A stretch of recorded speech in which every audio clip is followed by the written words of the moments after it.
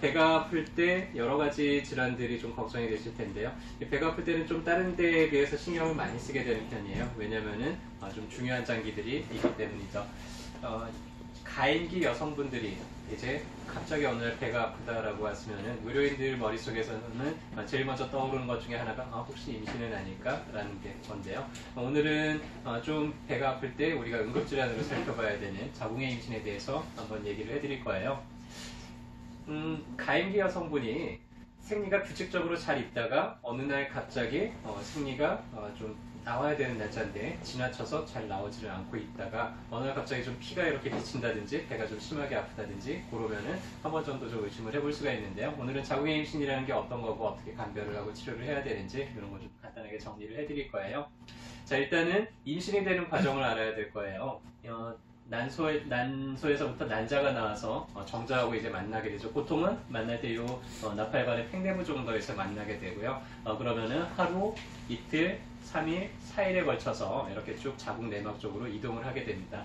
그러면은 자궁 내막에 안차게 되면은 이제 임신이 유지가 되면서 이제 임신 과정들이 진행이 되게 되고요. 그런데 자궁의 임신이라는 거는 이 수정란이 자궁 내막 쪽에서 안착이 된 게 아니라 다른 부위에서 이제 안착이 되는 거예요. 가장 많은 게 95% 정도가 이 나팔관에서 안착이 되게 됩니다. 나팔관은 상당히 얇아요. 그래서 만약에 이 수정란이 점점 이렇게 자라서 호두알 크기 정도가 되면은 이게 파열이 돼 버릴 수가 있고요. 그럼 엄청나게 피가 터지면서 좀 급한 문제가 생길 수가 있기 때문에 상당한 응급질환 중에 속하고요. 가끔은 이렇게 복강 내에서 착상이 되는 경우들도 있어요. 이런 경우에는 통증이 별로 없이 그냥 서서히 배가 부르기 때문에 자궁의 임신인지 모르고 그렇게 한참 동안 이제 지나가는 그런 경우들도 있고요. 그래서 만약에 내가 생리가 너무 좀 이렇게 해야 될 때 잘 안 나온다든지 할 때는 한 번 정도 좀 검사가 필요하기도 하죠. 자궁의 임신은 상당히 많아요. 생각보다 전체 임신의 1 내지 2% 정도라고 합니다. 해서 100명 중에 한두 명 정도니까 상당히 좀 많은 편이죠. 25에서 34살의 여성분들한테 많이 생기고요. 이게 시간이 갈수록 점점 증가하는 추세라고 해요. 왜냐면 난임들도 많고 그 다음에 피임을 하시는 여성분들도 많고요. 그 다음에 뭐 이렇게 난임이 되니까는 좀 이렇게 체외 수정을 한다든지 아니면은 이렇게 배란 촉진제를 쓴다든지 하는 그런 것들이 전부 이런 자궁의 임신의 가능성을 좀 높이고 있다고 얘기를 하는데요. 상당한 다양한 원인 때문에 그러는데 일단은 거의 모든 원인들이 이 자궁 나팔관들이 유착이 되거나 이런 데가 이제 좁아져서 그래요. 일단은 가장 흔한 원인은 질염이 이제 골반형으로 번지는 그런 경우들일 거고요. 자궁 내막증이 있는 분들이나 아니면은 복강형 수술을 하거나 아니면 복강 수술을 우리가 이런 제왕절개 수술을 했다든지 아니면 냉장염 때문에 수술을 했다든지 그런 수술 흔적 때문에 그러기도 하고요. 자궁의 임신이 한번 일어나고 나면은 또 다시 일어날 확률도 상당히 높아진다 그러고요. 흡연을 하고 있는 여성들한테 훨씬 더 빈도가 좀 높아진다고 알려져 있고요. 피임 수술을 할 때 우리가 요 나팔관을 이렇게 묶어주는 결찰하는 수술을 하잖아요. 그리고 나서 풀었을 때 그 부위에 이런 흉터 때문에 생기기도 한다고 합니다. 그래서 정상적으로 수정란이 요 사이를 뚝 지나서 오지 못하고 요 사이에 걸리는 거죠. 그래서 증상은 상당히 다양해요. 일단은 초기에 90% 이상이 배 통증을 호소하는데요. 일단은 나팔관의 한쪽에 임신이 되잖아요. 그러니까 오른쪽이 아프거나 왼쪽이 아프거나 양쪽이 다 골고루 아프지는 않고요. 한쪽만 아픈 경우들이 많습니다. 생리가 정상적으로 규칙적으로 나와야 될 시간은 지나서 이제 월경이 나오지를 않고 있고요.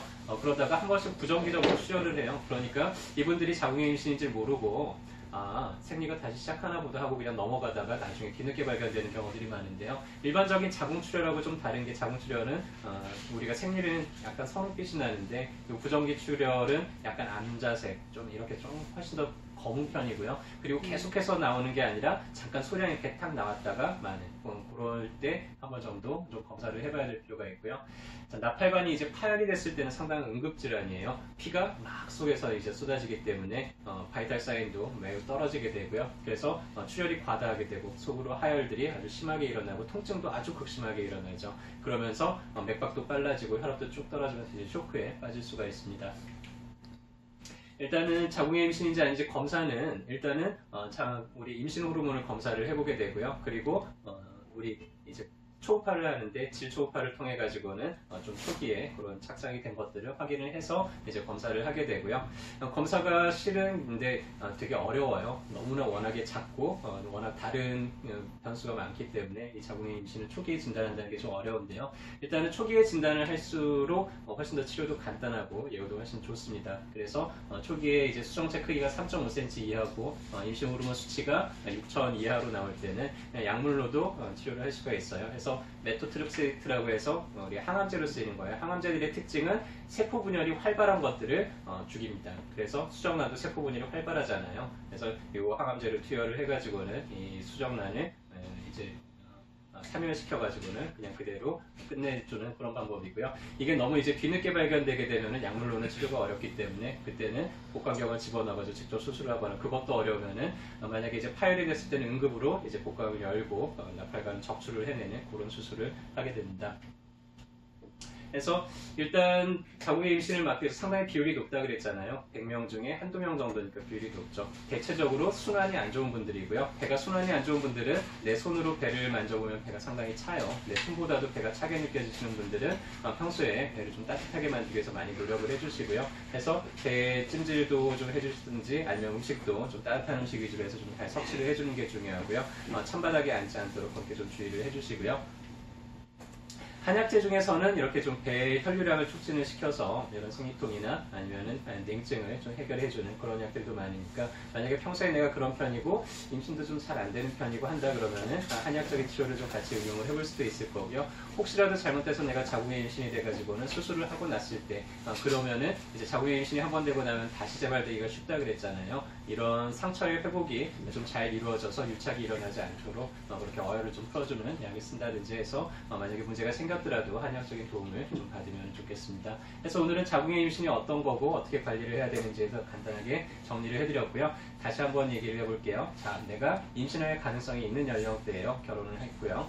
그 다음에 어느 날 갑자기 내가 이제 생리가 원래 나와야 되는 날짜를 지났는데도 한 1, 2주 지났어도 안 나와요. 그러다가 갑자기 피가 살짝 이제 비쳤어요. 그러더니 막 배가 한 번씩 아프기 시작을 하고요. 자, 그러면 이제 어떻게 해야 된다고요? 병원에 일단 검사를 해봐야 됩니다. 임신 여부도 검사를 해봐야 되고요. 초음파를 확인을 해보고 제대로 임신이 됐다 그러면 임신이 제대로 착상이 이루어졌는지 그런 걸 확인을 해보고요. 만약에 불행하게도 지금 정상적인 위치가 아닌 곳에 착상이 됐다 그러면은 일단은 이게 어디에 착상이 됐느냐 또 시기가 언제 발견이 됐느냐에 따라 치료하는 방법이 정말 천차만별이에요. 그래서 성형외과 선생님하고 잘 상의하셔가지고 그런 문제를 해결을 하시고요. 그리고 난 다음에는 어디를 가요?